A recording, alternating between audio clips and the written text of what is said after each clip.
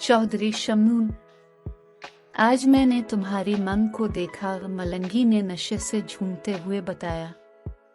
शोकी ने साना तो वो हंस दिया और हंसते हंसते कहने लगा, मंग और भरजाई में फर्क होता है पागला।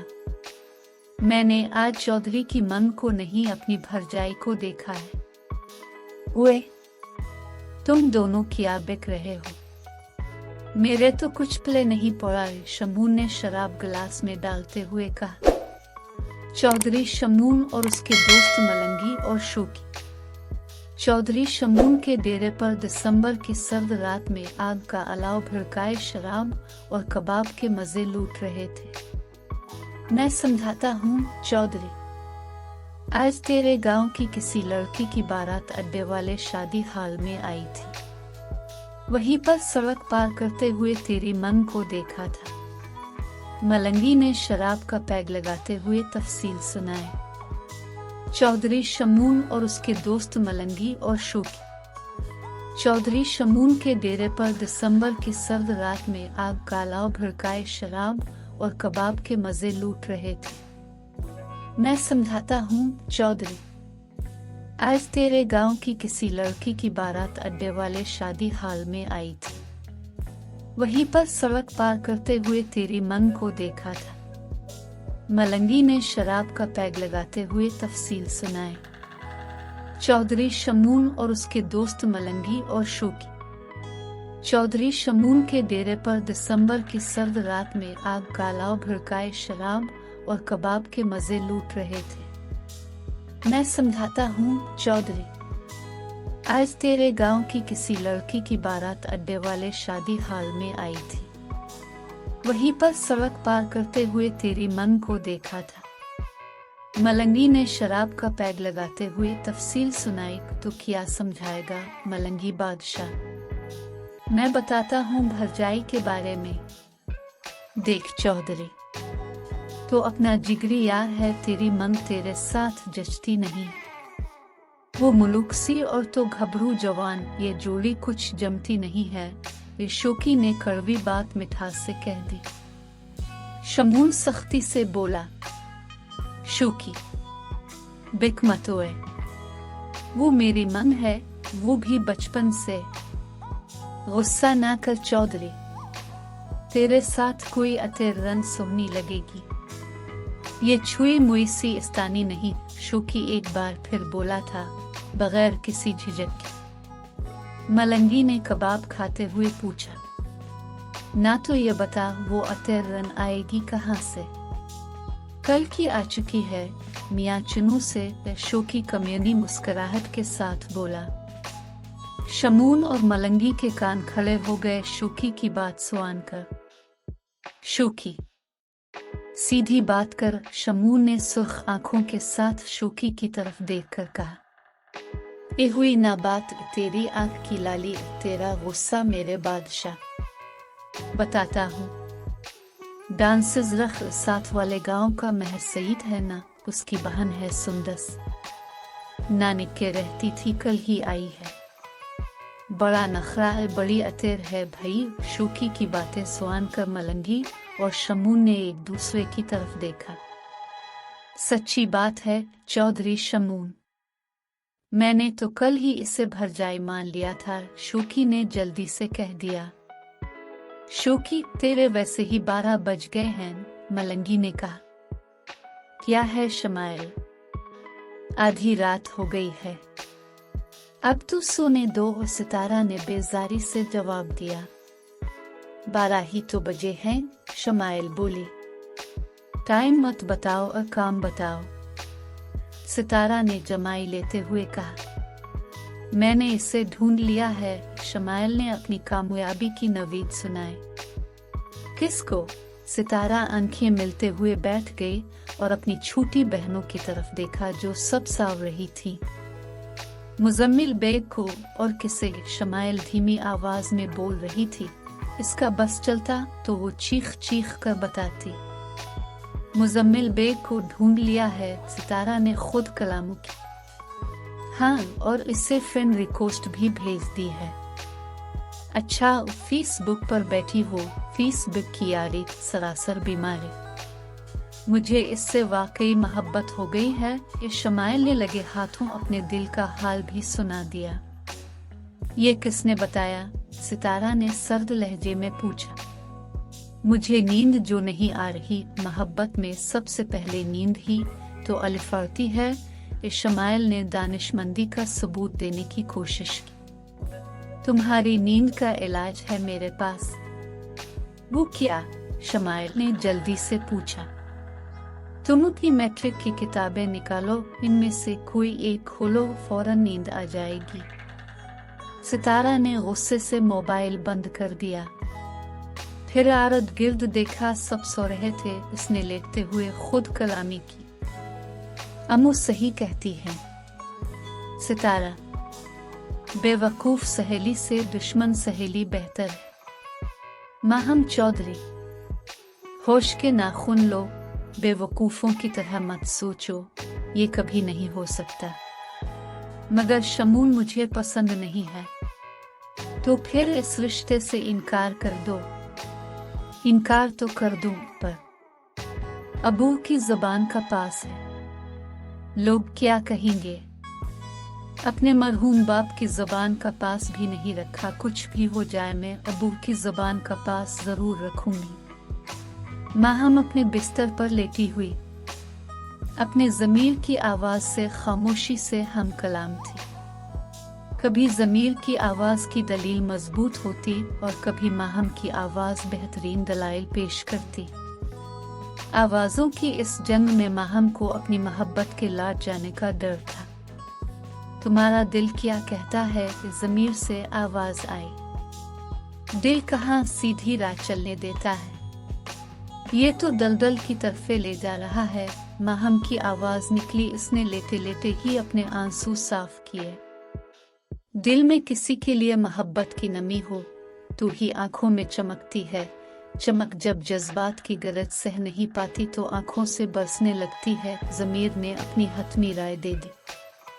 माहम ने ज़मीर की बात सुनकर गुस्से से लिहाफ हटाया और अपने कमरे की खिड़की खोली और मस्जिद के जीने देखने लगी जहां पर मुजम्मिल खड़ा हुआ इसे नजर आया। मुजम्मिल ने एक नज़र माहम पर डाली और वो पीछे हट गए। मुजम्मिल को कभी वो खिड़की के पीछे नजर आती और कभी अपनी बाहों में झूलती हुई। मुजम्मिल ने सामने पड़े टेबल पर रूमाल के ऊपर रखी हुई चूड़ियों के टुकड़ों से एक टुकड़ा उठाया और इसे देखने लगा एक दफा। फिर वो सारा मंजर इसे दिल की आंखों से नजर आ रहा था। वो तंग आकर अपने बेडरूम से निकलकर टेरेस पर चला गया। टेरेस के सामने इसके घर का बागीचा था जिसमें बैरूनी दीवार के साथ साथ सिंबल और सानुदरी के ऊंचे ऊंचे दरख्त थे जिनके पत्तों पर भी इसे माहम ही की तस्वीर नजर आ रही थी। मुजम्मिल ने अपने दाएं हाथ की तरफ देखा जिसने माहम को थामा था। माहम ने अपनी कलाई पर नजर डाली जहां खराशें लगी हुई थी। माहम चौधरी, ऐसी खराशें घाव बन जाती हैं। कशल की आवाज गूंजी। वो कमरे में आई, फर्स्ट एड बॉक्स निकाला और कलाई पर पट्टी लपेट ली। मुजम्मिल भी अपने बेडरूम में आया, फ्रिज खोली, इसमें से पाइन एप्पल का जूस निकाला और पीने लगा। उसने एक ही सांस में सारा जूस खत्म कर दिया था। इसके बाद वो अपने बेड पर टेक लगाकर बैठ गया और सोचने लगा, ये मेरे साथ क्या हो रहा है? इसके दिमाग से आवाज आई, मैं बताता हूँ तुम्हें, इससे मोहब्बत हो गई है। दिल ने जल्दी से इत्तला दी, बकवास मत करो, ये झूठ है। दिमाग ने दिल की बात पर शदीद रद्द अमल दिखाया। फिर समझाते हुए बोला, बी प्रैक्टिकल बेग साहिब, तुम दिल की किसी बात को सीरियस मत लो, ये तो पागल दीवाना है। मुझे मोहब्बत हो गई है। दिल ने सादगी से इकबाल जुर्म कर लिया। शट अप, मोहब्बत हो गई है। मोहब्बत एक ऐसा लफ्ज है जिसका सहारा लेकर दुनिया में सबसे ज्यादा धोखा दिया जाता है। क्यों बेग साहिब, मैंने ठीक कहा ना? ये तो मेरी ही अल्फाज थे। क्या तुम्हारा अब भी मोहब्बत पर यकीन है? दिमाग ने मजबूत दलाइल बेग साहिब को पेश किए। मुजम्मिल साहिब, मैं बताता हूँ आपका मोहब्बत पर अब भी यकीन है। सिर्फ इंसानों से अलिफाटे गया है। देखो बरेन, तुम मुजम्मिल साहिब को डिस्टर्ब मत करो। दिल ने दिमाग की घन गरज वाली तकरीर सुनने के बाद बड़ी तहम्मुल मिजाजी से जवाब दिया। मुजम्मिल बेड के साथ टेक लगाए हुए दिल और दिमाग की जरा सुन रहा था। मुजम्मिल को ये सारी तावीलें दलीलें सुनने के बाद भी कुछ समझ नहीं आ रहा था। वो पतंग वाली डोर के गुंजल की तरह मजीद अलिफाल जेता जा रहा था। इस्तिराब दर इस्तिराब सी कैफियत में मजीद इजाफा होता जा रहा था। दिमाग व दिल की ये जरा किसी मंतकी अंजाम तक नहीं पहुंचती थी। मुजम्मिल ने कमरे की लाइट बंद की और सोने की कोशिश करने लगा। हकीम साहिब, लाइट जला दी। हकीम साहिब की बेगम अरूसा ने हकीम साहिब को जाए नमाज समेटते हुए देखा तो कह दिया। हकीम साहिब ने लाइट जला दी। हकीम साहिब की बेगम अरूसा पिछले कई साल से बीमार है। इसके घुटनों में शदीद दर्द रहता है, जिसकी वजह से वो चल फिर नहीं सकती। वह व्हील चेयर की मदद से एक से दूसरी जगह हरकत करती है। अरूसा बेगम, रात अपने फिर दवाई नहीं पी। हकीम साहिब ने सरजनिश के अंदाज में कहा। तहज्जुद पढ़ ली अपने? अरूसा ने अपनी पूछ ली। हाँ पढ़ ली, दवाई दूं? हकीम साहिब ने पूछा। खाली पेट दवाई पीऊं? अरूसा ने बेजारी से कहा। ये खाली पेट ही पीनी थी। हकीम साहिब ने देसी दवाई की शीशी पकड़ी और एक चम्मच अरूसा को पिला दिया। बहुत कड़वी है, अरूसा ने बच्चों की तरह मुंह बनाते हुए नापसंदीदगी का इजहार किया। अरूसा बेगम, सच्चाई और दवाई भले ही कड़वी हूं, फायदा जरूर पहुंचता है। हकीम साहिब, आपकी बातें भी हकीमों वाली हैं। पहले तो आप कुछ और कहती थी। हकीम साहिब ने अरूसा से नजरें चार करते हुए उल्फत से कहा। अब भी ना साना है। मुजम्मिल बेग भी बारात के साथ आया था, आपको जानता है वो। इसकी बातों से तो नहीं लगा कि वो मुझे जानता है, हकीम साहिब ने सोचते हुए बताया। मुलाकात हुई थी क्या? अरूसा ने तजस्सुस से पूछा। बारात के चंद अफराद में से एक वो था। शादी के गवाहों में भी इसका नाम शामिल है। ये मस्जिद में भी नमाज पढ़ कर गया है। इससे पता लगेगा तो क्या सोचेगा? अरूसा ने फिक्रमंदी से कहा। जो अशल समझती है वो लड़की होकर खुद को संभाल सकती है, ये तो फिर लड़का है। अशल की बात कुछ और है। आप भी कमाल करती हैं। अरूसा बेगम, मुझसे पूछें तो अशल का गम बहुत बड़ा है, मुजम्मिल बेग से कहीं ज्यादा। और आपका गम? अरूसा ने जांचती नजरों से देखते हुए पूछा। हकीम साहिब ने एक लम्हे के लिए अरूसा से आंखें मिलाएं, फिर चारपाई से अलिफाटती हुए बोले। फजर की आजान का वक्त हो गया है, मैं मस्जिद जा रहा हूँ।